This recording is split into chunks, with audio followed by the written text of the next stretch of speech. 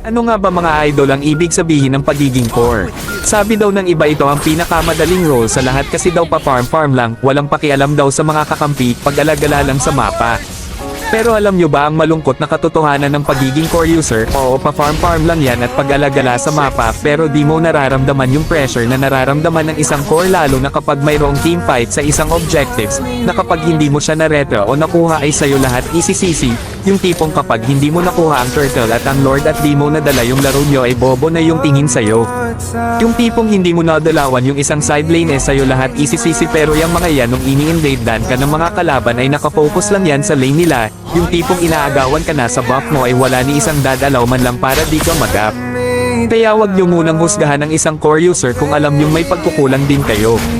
Kung meron mang magaling mag-core-matic yan mga idol, lahat ng trash talk ay inabot na niyan, lahat ng CC ay napagdaanan na niyan bago siya naging magaling at naging malakas sa role na yan.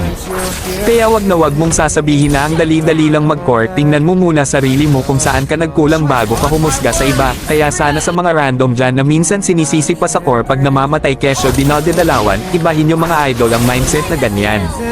Kaya sa mga nagbabalak na mag-core user dyan, isipin nyo muna kung kaya yung saluhin ang mga trash talk at paninisi na mangyayari sa inyo bago ka lumipat ng role. Alam nyo sa totoo lang, ang daming core na nag-quit dahil kasi yon sa di nila nakakaya yung pressure.